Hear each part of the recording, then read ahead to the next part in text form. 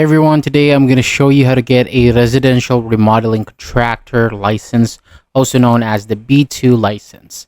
So this license is for people who want to work legally on residential remodeling projects, repairs, and improvements on existing homes.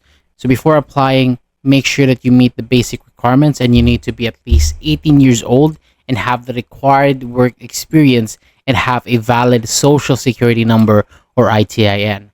So once you are ready, fill out the contractor license application and choose B2 Residential Remodeling Contractor as your classification.